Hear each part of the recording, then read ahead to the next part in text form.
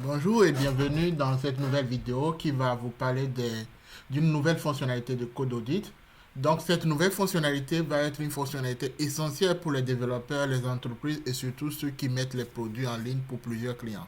Alors la fonctionnalité va concerner l'analyse des dépendances pour un produit spécifique. Donc une fois que vous finissez de développer vos codes, la grande question qui se pose est maintenant, est-ce que vos paquets que vous utilisez ne sont pas vulnérables? Est-ce que les paquets ne sont pas obsolètes? Et est-ce qu'il y a des possibilités d'optimisation de votre script, c'est-à-dire changer les paquets vers les versions meilleures et autres choses? Alors, cette vidéo va vous aider à voir comment est-ce que vous allez utiliser Code Audit pour pouvoir aller sur cette capacité à arriver à analyser vos scripts, vos dépendances et voir si tout est conforme avant de lancer vos produits sur le marché. Ou si vous avez déjà des produits sur le marché, comment est-ce que vous pouvez mettre à jour? Alors, comme vous l'avez vu dans les vidéos précédentes, si c'est la première fois, n'oubliez pas de vous abonner sur notre chaîne et surtout de nous dire en commentaire si vous avez des questions et si vous voulez qu'on intègre d'autres fonctionnalités dont vous avez besoin. Alors, dans l'interface Code Audit, si vous vous connectez avec votre compte Google ou directement avec le mail, le mot de passe, vous venez directement dans l'interface, donc comme on l'a dit, vous avez un nouveau projet. Vous cliquez sur Nouveau projet. Et dans Nouveau projet, on a vu dans d'autres vidéos comment vous pouvez utiliser la sécurité pour analyser la vulnérabilité de vos codes, la performance, tester, générer des tests automatiques, la traduction et autres. Mais nous, on va analyser les dépendances. Donc, vous allez cliquer sur ici le bouton ou la fenêtre dépendance. Donc, ça va vous amener sur une fenêtre comme ça. Alors, dans la fenêtre, maintenant, on va faire les tests. Donc, j'ai ingéré. Donc, il y a des codes d'exemple avec des vulnérabilités dans plusieurs langages. Donc, on va tester tous ces langages. Et je vous montrerai comment est-ce que vous pouvez importer déjà vos codes du local ou depuis Git. Donc, si c'est un code privé ou public aussi depuis Git.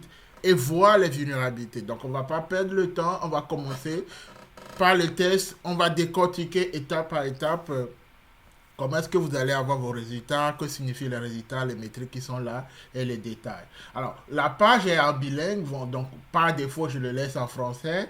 Et après, vous pouvez le mettre en anglais et les résultats seront, si vous le mettez en anglais comme ça, alors vous avez la page qui est en anglais, tous les onglets sont en anglais et les résultats qui seront générés seront en anglais. Donc, on va aller en français, on va travailler en français, donc on va travailler avec français. On commence directement par un exemple de code Python, c'est-à-dire les packages. Donc un fichier requirement, normalement c'est un fichier requirement. Donc les détails qui sont ici, donc c'est un fichier requirement d'une application web avec des dépendances vulnérables. Donc les dépendances que nous avons ici, les dépendances qui sont ici, on a pris Flask, on a pris Django, on a pris d'autres éléments, les pilotes, tout ce que vous connaissez ici en fait, comme requirement. Donc le fichier, ça a détecté le langage pour lequel on a ce type de requirement. Et ce que nous on va faire, on va cliquer seulement sur lancer l'analyse. Et on va attendre le résultat. Quand vous lancez l'analyse, vous pouvez voir ce qui se passe ici.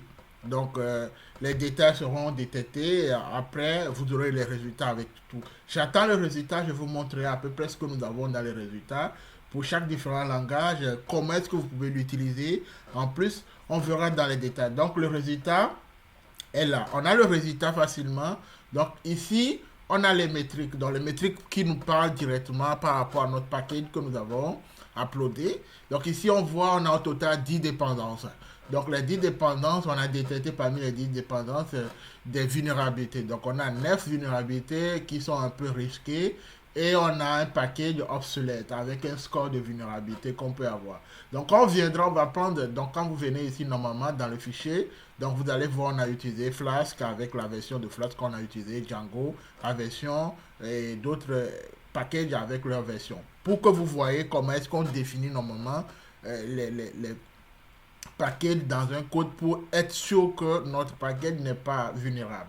Donc les résultats, on va l'interpréter. Dans un résultat quelconque, quand vous prenez votre package comme ça, alors vous cliquez ici.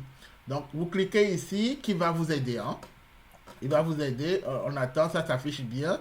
Donc dans la vulnérabilité que vous avez détectée sur votre package, vous allez voir une recommandation. Donc la recommandation, d'abord, il y a trois choses que vous allez savoir tout à l'heure. Dans notre package ou notre application ne s'arrête pas forcément pour détecter seulement les vulnérabilités, mais va aller loin. D'abord, il vous dira la version du package que vous êtes en train d'utiliser et la nouvelle version qui existe maintenant en ligne. Alors, pour savoir la véracité de tout ça, alors, nous, on s'est basé, comme vous l'avez vu, on s'est basé sur les données réelles qui se trouvent en ligne, qui sont utilisées aujourd'hui par plusieurs milliers de personnes. Donc, pour les paquets de Python, on va aller sur PyPy. Pour tout ce qui est de Node.js et tout ça, JavaScript, on va aller sur celui-ci. Et pour les vulnérabilités, on va aller chercher. Après, on peut taper sur GitHub et tout ça, on va aller chercher en ligne, là où il y a les vulnérabilités. Alors ici, il nous donne mettre à jour vers la version là. Donc, que cette version est une version ultérieure pour corriger les 6 vulnérabilités. Donc, les vulnérabilités, vous avez les détails des vulnérabilités, les sources qui nous donnent ces problèmes de vulnérabilité. Donc, la suggestion qui est là. Après, vous avez la possibilité d'aller voir le package, le nouveau package. Vous cliquez sur le lien, ça vous ramène directement sur la page. Là où on a le paquet, donc le nouveau paquet, donc quand vous voyez, ici, il vous a dit, on a la version 3.1.2. Donc, c'est la nouvelle version. Donc, on a cette nouvelle version qui est ici, qui vous dit d'aller installer et vous avez les détails. Après, la documentation du paquet, vous avez la documentation officielle aussi. Donc, comme vous pouvez savoir que vous cliquez ici, ça vous amène sur la documentation officielle du paquet en question dont on parle. Et en plus de ça, vous avez aussi le repo. Donc, ça vous amène vers le repo officiel. Au lieu d'aller perdre le temps pour chercher le repo, le vrai repo, alors ça vous donne le lien vers le vrai repo avec les détails, avec les détails, avec les détails. Voilà, de façon simple, on va voir un autre élément où ici, vous pouvez aller chercher les vulnérabilités, le lien qui est allé vers les vulnérabilités, comment on a corrigé les vulnérabilités et comment est-ce que vous pouvez parvenir. Donc, la vulnérabilité, j'ai fait sciemment, on n'a pas intégré le score de vulnérabilité ici pour ne pas gêner les personnes, mais vous avez la source. Donc, il suffit de cliquer ici, ça vous amène sur le site officiel de vulnérabilité, le NVD, qui est utilisé pour récupérer les vulnérabilités en ligne. Et là, vous allez avoir votre vulnérabilité qui est détectée. Donc, la version de votre vulnérabilité, le score de vulnérabilité et les détails de comment on peut corriger cette vulnérabilité. Quand bien même que le site officiel vous donne ça, nous, on vous donne des suggestions directes dans ça. Alors ça, on a vu que ce package n'a pas donné la licence. On n'a pas vu la licence. Par contre, on va prendre d'autres packages. On va prendre ce package de Django, la version qu'on a utilisée, hein, la version qui est vulnérable. On ne va pas utiliser la dernière version, c'est cette version qu'on a utilisée ici. Et dans cette version ici, on va voir que on a la version officielle, donc la version qu'on est en train d'utiliser qui est vulnérable, la nouvelle version qui est là, et la licence qui correspond. Pourquoi? Parce qu'aujourd'hui, quand on travaille, des fois, on peut utiliser les packages des gens, et ces packages peuvent avoir des licences GPL3 ou d'autres licences qui n'autorisent pas à commercialiser nos produits. Donc, vous êtes obligé de savoir est-ce que votre paquet que vous utilisez d'abord, est-ce que c'est à jour, est-ce que c'est vulnérable ou est-ce que la licence est autorisée. Donc, la licence sera détectée. Vous faites la même chose, vous allez dans les détails ici, vous cliquez seulement et ça charge la page. Donc, la page est chargée sur la vulnérabilité et vous allez avoir les détails sur la vulnérabilité, ainsi de suite, ainsi de suite. Donc, ici, par exemple, pour Flask qu'on avait pris, des détails qui sont là. Alors, si on prend pour Django, vous avez les détails qui sont là. Et ça vous donne en fait les détails précis. Alors, on va fermer pour Django, on va prendre d'autres langages. Là, vous voyez, on ne va pas pouvoir parcourir tout hein, parce qu'on voit qu'il y a plein de vulnérabilités qui sont là. Et là, on a vu, vous pouvez prendre n'importe quoi. Donc, on a le Pattern Magic ou Pillow ici qu'on utilise dans les images ou cette faille. On a beaucoup de choses et on a les vulnérabilités. Si les licences sont connues, les licences seront là. Mais vous avez la nouvelle version qui est là. La version qui est vulnérable, la nouvelle version qui est là. Et quand vous cliquez, ça vous amène vers le site officiel, le PyPy, si vous utilisez Python, pour corriger vos problèmes ou pour installer la nouvelle version. Alors là, on a ça, on va juste actualiser la page pour passer à un autre code. Donc là, on a utilisé Python, on va prendre un autre langage.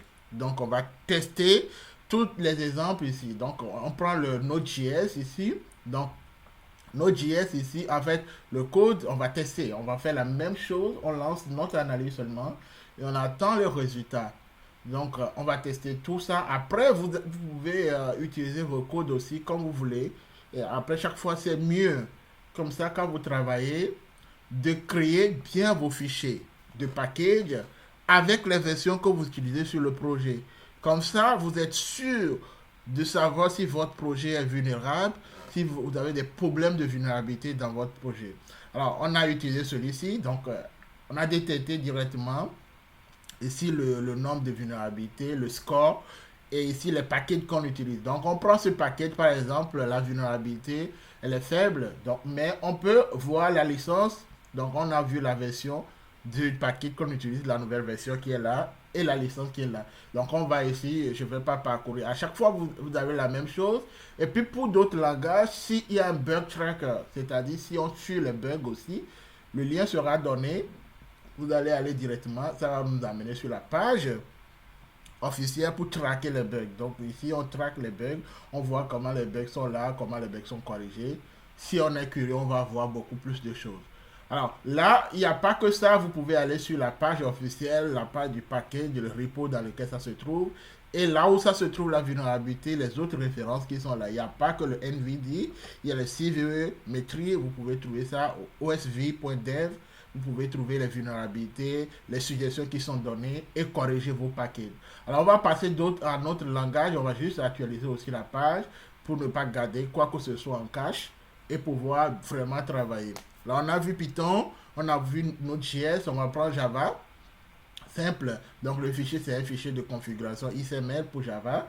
Donc on va lancer l'analyse aussi et on verra comment l'analyse, quelle vulnérabilité ça va nous donner, ainsi de suite, ainsi de suite, ainsi de suite. Là, après ça, vous pouvez aussi aller chercher vos codes et voir si vous avez un code où vous n'avez pas écrit un requirement. Donc, vous allez voir. Ça, pour la version Java, donc vous avez toutes ces versions qui sont ici.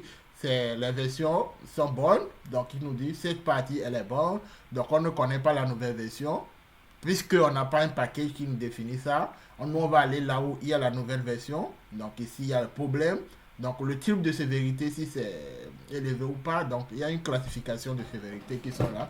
C'est médium. Vous allez dans les détails, vous trouvez les détails ici. Donc les détails sont là. Il y a la page, il y a le signe officiel, il y a le truc qui est là pour vous donner les informations.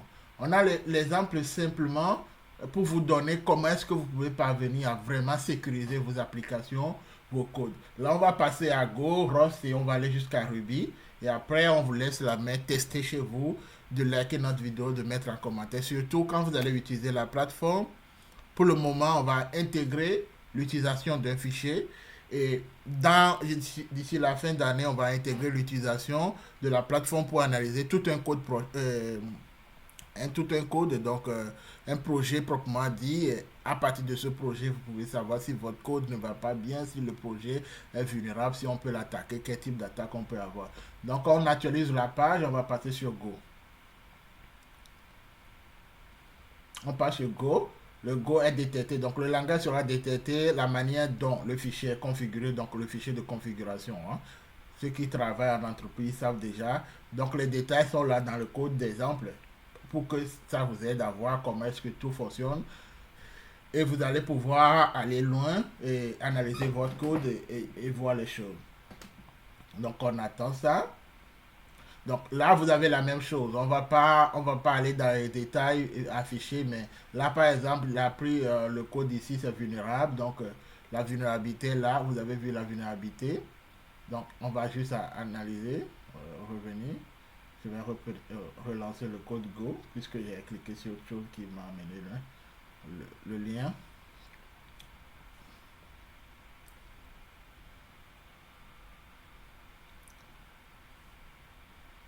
Donc ici, vous avez ça. Il suffit de cliquer ici. Et celui-ci, ça a un problème. Je pense que le package, il a un problème. Donc, ça prend le temps de charger. Donc, on va juste actualiser et prendre un autre langage. Et vous pouvez tester. Vous pouvez tester dans d'autres choses. Donc, nous, on va prendre Rust ici. Donc, vous avez vu pour Go, on va prendre Rust. Rust a été détecté. On lance ici. Donc, les vulnérabilités qui sont là, la manière dont les paquets sont définis et tout ça. On va attendre que ça se charge, le résultat. Et on verra comment est-ce qu'on peut traiter tout ça. Donc après, on va prendre Ruby parce que Go est utilisé aujourd'hui, Ruby est utilisé. Donc vous avez les détails aussi de celui-ci, ainsi de suite, ainsi de suite. Si je prends celui-ci qui est utilisé beaucoup. Donc vous avez les détails qui sont là. Les détails sur les vulnérabilités, le site officiel, le paquet, le repo, la page officielle. Donc la page officielle, par exemple, on clique, ça nous amène sur la page officielle directement. Et on peut aller aussi, donc ça nous amène sur cette page. Donc ceux qui ont développé le truc, c'est ça. Et en plus, on va aller sur le repo pour voir ce qui est là. Donc le repo, c'est celui-ci. Et on peut aller sur le NVD pour voir le repo. Ça se charge, donc le repo, c'est ça. Donc le repo, on a chargé celui-ci Express. Le repo, là, me demande si je veux ouvrir cette application. Je ne sais pas si c'est vulnérable ou pas. Donc je ne vais pas l'ouvrir. Après, vous pouvez tester chez vous le NVD. On peut aller sur ça pour voir ce qui est chargé. Ça, c'est plus sûr que l'autre lien. Je ne suis pas sûr. Donc là, on a le lien officiel de NVD qui donne la vulnérabilité qui est élevé à 8.1. C'est beaucoup le score de vulnérabilité. C'est très élevé. Il nous montre les détails de vulnérabilité qu'on a ici. Alors, on a utilisé Go. On a utilisé... Là, on a utilisé tout à l'heure. Donc, le code qu'on a utilisé, c'est Rust. On va prendre Ruby. Donc, on va juste actualiser, prendre Ruby. Et après, on passe à autre chose. Je vais juste vous montrer juste les petites choses qu'on va faire dans la vidéo suivante.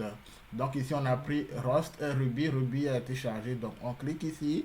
On va voir le résultat que ça nous donne.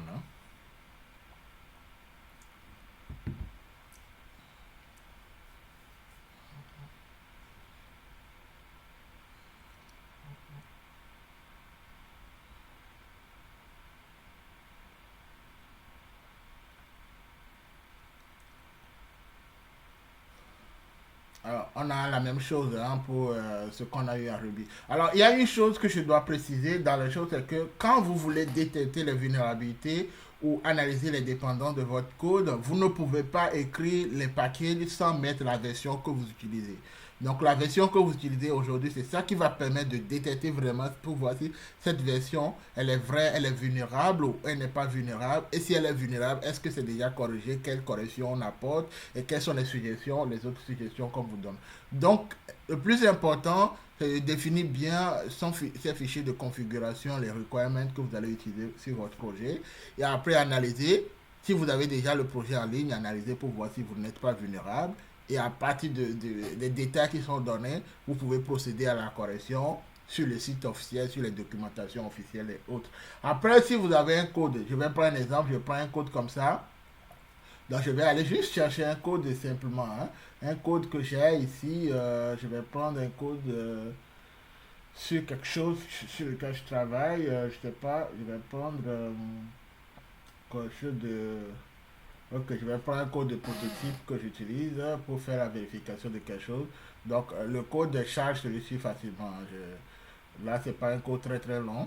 Juste prêt pour tester. Alors, vous allez remarquer que dans ce code, les packages, c'est juste que ces packages que j'utilise. Et ces packages, on va remarquer que, en fait, vu qu'on n'a pas défini une version, donc c'est ce que je disais, vu qu'on n'a pas défini une version ici, lui va nous donner dans le résultat les dernières versions qui sont utilisées. On n'a pas défini une licence dans certains de nos packages ou certains packages nous donneront la version actuelle. Donc si on va par exemple dans Ultralistic qui a corrigé ces problèmes, alors ça va nous amener sur la page officielle de Ultralistic. Donc comme on voit ici, ça nous amène directement sur Ultralistic. Vous n'avez plus besoin de souffrir, donc ça nous amène sur la page Ultralistic.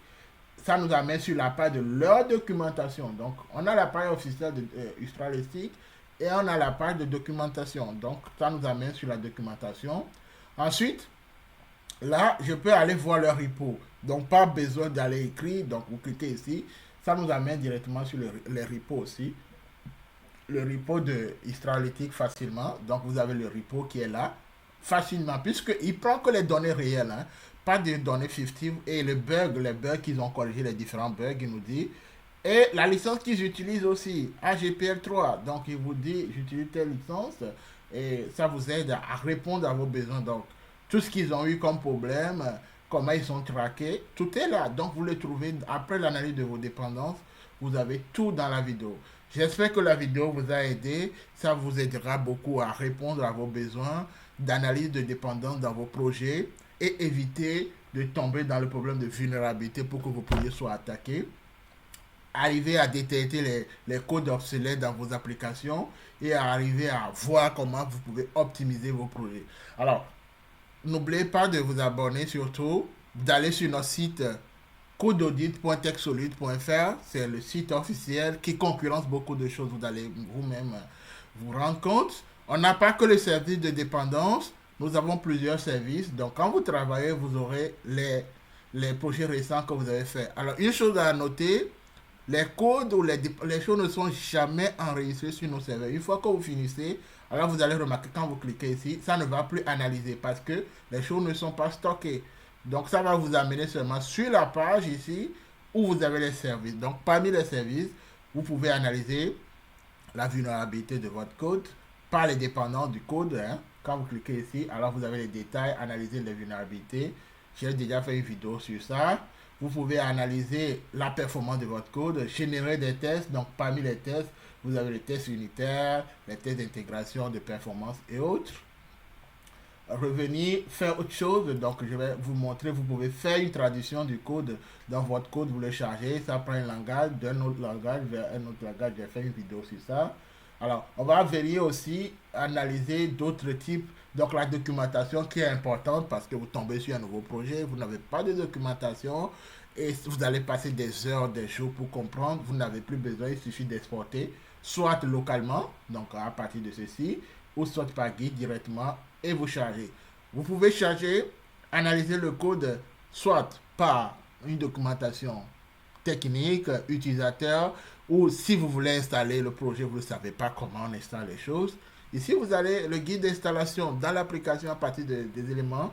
Il va vous montrer, si vous voulez comprendre l'architecture du code, ça vous montre le guide de sécurité si vous voulez sécuriser. Il vous fait une documentation de comment sécuriser, comment tester, comment maintenir votre code, comment déployer votre code et si jamais il y a des problèmes, comment dépanner ou si vous voulez faire une migration d'une version à une autre, il vous aide. Et ce qui est excellent, c'est que la version, vous pouvez changer la version de sortie de la documentation. Ça vous donne l'anglais, le français, l'espagnol, l'allemand et d'autres autres langages qui vont vous aider aujourd'hui à ne plus forcément rester sur une seule langue quand vous faites la documentation alors que votre boîte peut-être elle est dans beaucoup de pays. Alors j'espère que la vidéo va vous aider à répondre à beaucoup de vos besoins, à tester notre plateforme, à partager avec vos amis. Vous pouvez faire le refactoring, on a vu tout à l'heure la dépendance. Dans d'autres vidéos, je vais vous montrer comment on peut analyser les SBOM, donc de vos codes dépendance et générer les SBOM de vos codes, voir s'il y a un problème dans les SBOM. Après, on peut voir aussi la partie où détecter si vous avez laissé le code secret, les API, les tokens, les mots de passe et autres secrets dans vos codes et vous donner des suggestions à corriger directement. Nous avons la partie aussi, il y a les codes où on a plusieurs parties qui ne sont pas utilisées. Il y a la duplication. Donc, l'IA va vous aider ici à éliminer automatiquement les codes non utilisés, donc la redondance, la duplication, ce qui n'est pas utilisé pour améliorer la performance de votre code. Et enfin, on va aller sur le côté DevOps. Ceux qui écrivent le fichier de Docker, Kubernetes ou Terraform, ils vont analyser pour être sûr que leur architecture est bonne avant de lancer. On va faire une vidéo aussi comme ça. Vous allez voir comment est-ce que vous pouvez tester vos fichiers Terraform, Docker, Kubernetes, Docker Compose et autres. Et là, j'espère que la vidéo répond à vos besoins. TechSolid répond à vos besoins avec son application CodeAudit. TechSolid peut vous faire autre chose, pas que les choses, mais on a plusieurs solutions qui vont venir. Donc, la première qu'on vient de faire sortir, c'est CodeAudit qui répond à toutes ces fonctionnalités. Avec notre plateforme, vous gagnez du temps, de l'énergie et de l'argent.